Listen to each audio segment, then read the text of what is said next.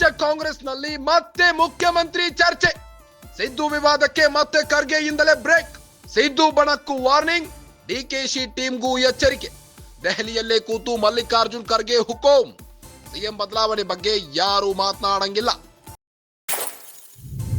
ಸಚಿವರು, ಶಾಸಕರು, ಪಕ್ಷದ ನಾಯಕರಿಗೆ ವಾರ್ನಿಂಗ್ ಇಟ್ಟಿದ್ದಾರೆ. ಸುರ್ಜೇವಾಲಾ ಮೂಲಕ ಖರ್ಗೆ ಎಚ್ಚರಿಕೆಯ ಸಂದೇಶ. ಖರ್ಗೆ ಮೆಸೇಜ್ ಬಳಿಕ ಉಲ್ಟಾ ಹೊಡೆದ ಶಾಸಕರು.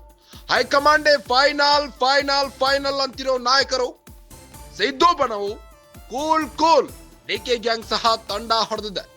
ರಾಜ್ಯ ಕಾಂಗ್ರೆಸ್ನಲ್ಲಿ ಮುಂದಿನ ಮುಖ್ಯಮಂತ್ರಿ ಯಾರು ಎಂಬ ಬಗ್ಗೆ ರಾಜ್ಯ ಕಾಂಗ್ರೆಸ್ನಲ್ಲಿ ಭಾರಿ ಚರ್ಚೆಯಾಗ್ತಾ ಇದೆ.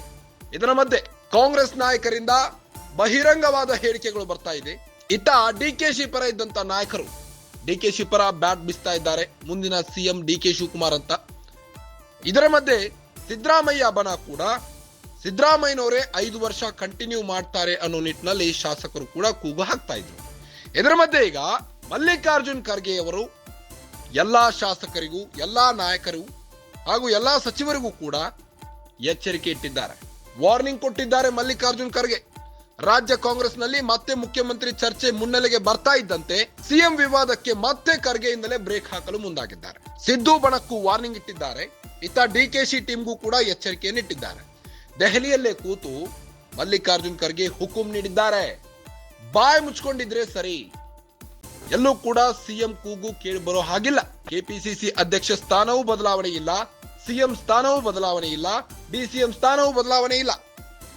ಬಾಯ್ ಮುಚ್ಕೊಂಡಿದ್ರೆ ಸರಿ. ದೆಹಲಿಯಲ್ಲೇ ಕೂತು ಮಲ್ಲಿಕಾರ್ಜುನ್ ಖರ್ಗೆ ಹುಕುಂ ನೀಡಿದ್ದಾರೆ. ಸಿಎಂ ಬದಲಾವಣೆ ಬಗ್ಗೆ ಯಾರು ಮಾತನಾಡಂಗಿಲ್ಲ.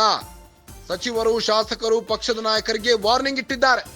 ಸುರ್ಜೇವಾಲಾ ಮೂಲಕ ಖರ್ಗೆ ಎಚ್ಚರಿಕೆಯ ಸಂದೇಶವನ್ನ ರವಾನಿಸಿದ್ದಾರೆ.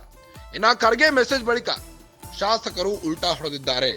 ಹೈಕಮಾಂಡೇ ಫೈನಲ್ ಅಂತಿರೋ ನಾಯಕರು. ಸಿದ್ದು ಬಣವು ಕೂಲ್ ಆಗಿದ್ದು ಡಿಕೆ ಗ್ಯಾಂಗ್ ಸಹ ತಂಡ ಹೊಡೆದಿದೆ. ಈಗ ಸಿಎಂ ವಿವಾದಕ್ಕೆ ಮತ್ತೆ ಖರ್ಗೆಯಿಂದಲೇ ಬ್ರೇಕ್ ಹಾಕಲಾಗಿದೆ. 5 ವರ್ಷ ಸಿಎಂ ಸಿದ್ದರಾಮಯ್ಯನವರೇ ಕಂಟಿನ್ಯೂ ಆಗಿರ್ತಾರ, ಕಾದ್ ನೋಡ್ಬೇಕಾಗಿದೆ. ಇನ್ನ ಅಧಿಕಾರ ಹಂಚಿಕೆಯಾಗಿತ್ತು ವಿಧಾನಸಭಾ ಎಲೆಕ್ಷನ್ ಆದ ನಂತರ. 2.5 ವರ್ಷ ಡಿಕೆ ಶಿವಕುಮಾರ್ ಅವರು, 2.5 ವರ್ಷ ಸಿಎಂ ಸಿದ್ದರಾಮಯ್ಯನವರು ಅಂತ ಡಿವೈಡೇಷನ್ ಆಗಿತ್ತು.